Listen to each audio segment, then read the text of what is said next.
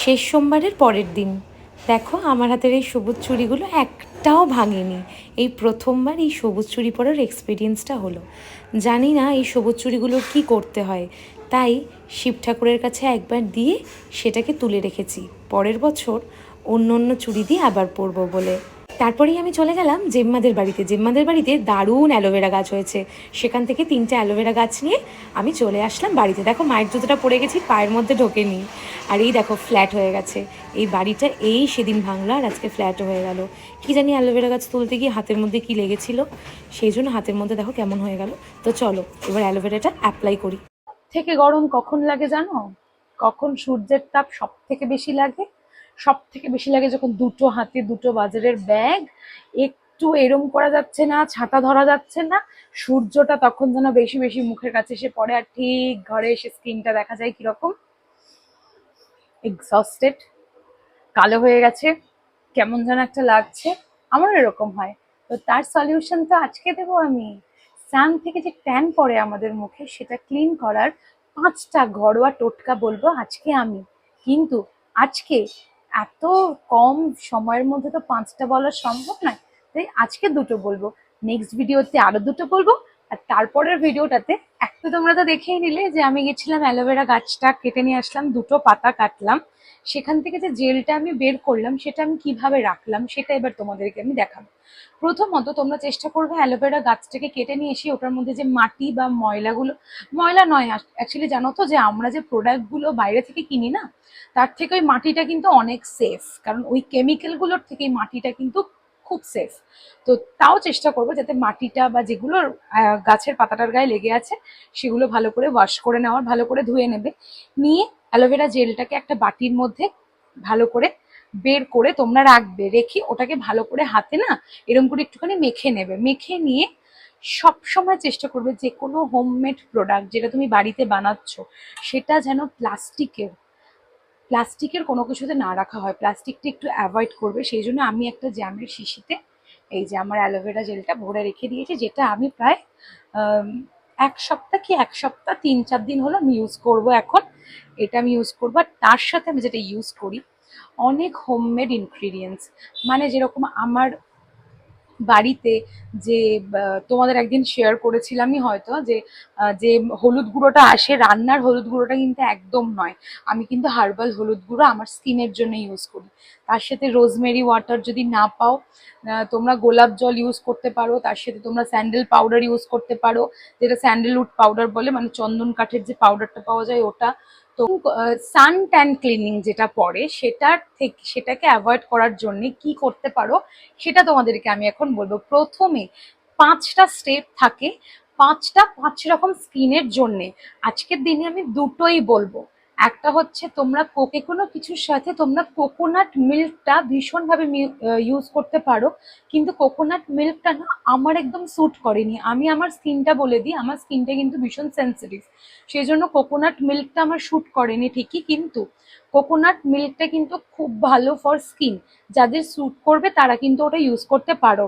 প্রথমেই নেবে coconut milk, তার সাথে নেবে হচ্ছে একটি টার্মারিক পাউডার, মানে যেটা হলুদের গুঁড়ো, হার্বাল হলুদের গুঁড়োটা নেবে, কারণ এখনকার রান্নার হলুদের গুঁড়ো খুব খারাপ। যদি পারো কাঁচা হলুদ কিনে নিয়ে এসো, তোমরা ইউজ করতে পারো। তার সাথে মধু, এই 3টে ইনগ্রেডিয়েন্টস ভালো করে স্কিনে মেখে তোমরা 15 মিনিটস রেখে দিতে পারো, তাতে তোমাদের স্কিনের ট্যান অনেক রিমুভ হয়। তোমরা এটা 2 সপ্তাহ করে দেখতে পারো, এটা একদম ঘরোয়া টোটকা, কিচ্ছু সাইড এফেক্ট হবে না। যদি হয়, সমস্ত প্রোডাক্ট ইউজ করার একটা প্রথম স্টেপ হচ্ছে কানের এই জায়গাটাতে তোমরা ইউজ করে দেখবে, কারণ এটা হচ্ছে আমাদের মোস্ট সেন্সিটিভ পার্ট। তাহলে আমাদের এই সবকিছুর মধ্যে সেন্সিটিভ পার্ট হচ্ছে এই জায়গাটা। এই জায়গাটাতে আগে তোমরা যে কোনো প্রোডাক্ট ইউজ করে দেখবে, যদি এখানে কোনো র্যাশ না বেরোয় তাহলে তোমরা ওটা গোটা স্কিনে ইউজ করতে পারো, হাতে পায়ে ইউজ করতে পারো।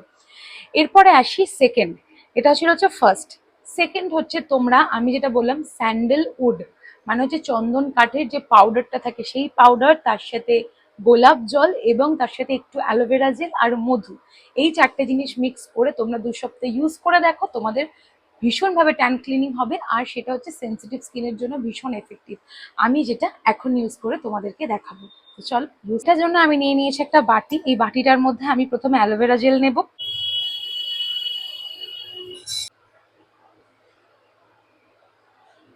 দিয়ে আমি সবটাকে ভালো করে মিক্স করে নিচ্ছি। প্রথমেই বলে রাখি, কোনো কিছুই যখন তোমরা প্রথম ইউজ করবে না, তো তখন না কোনো কিছু বেশি করে নেবে না, কারণ স্কিনের স্যুট খাচ্ছে কি খাচ্ছে না এটা আমি তো অনেকদিন ধরে ইউজ করি।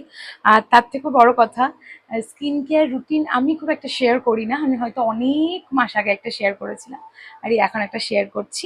না বলবো না বলে নয়, কারণ এই যে এতক্ষণ না সময় থাকে না হাতে, এটা ফট করে গুলবো, ফট করে মাখবো, তারপর কাজে চলে যাব। কিন্তু আমার মনে হলো যে তোমাদের জানিয়ে রাখা উচিত যে সান ট্যান আমাদের মুখে কিন্তু এখন প্রচন্ড বাজে সান ট্যান পড়ে, শুধু মুখে নয় গোটা স্কিনে প্রচন্ড বাজে সান ট্যান পড়ে, যেটা খুব খারাপ অ্যাকচুয়ালি। মানে সেটাতে দেখতে খারাপ লাগে, সেটার থেকেও বড় কথা হচ্ছে সেটা প্রচন্ড খারাপ। তো এই যে দেখো আমি এই যে এটা রেডি করছি, জানি না দেখতে পাচ্ছ কিনা, এই যে এই জিনিসটা রেডি হচ্ছে।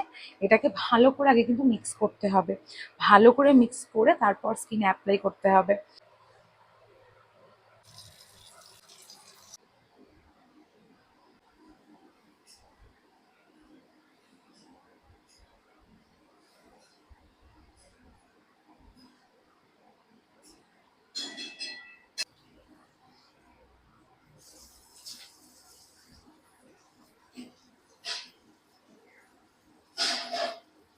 আর ময়শ্চারাইজার ইউজ করতে ভুলবে না। আমি ইউজ করছি না এখন, কারণ আমি এখন স্নানে যাবো, তাই তো তোমাদের স্কিনটা একটুখানি কাছ থেকে দেখিয়ে দিই। কিছুই হয়নি এখনো, কারণ এটা মোটামুটি 2 সপ্তাহ ইউজ করলে তারপরেই রেজাল্টটা পাওয়া যায়, এক্ষুনি দেখালে তো এক্ষুনি গ্লো করছে বলতে পারবো না। আজকের দিন থেকে 2 সপ্তাহ ইউজ করে বলবো এটার রেজাল্ট কেমন।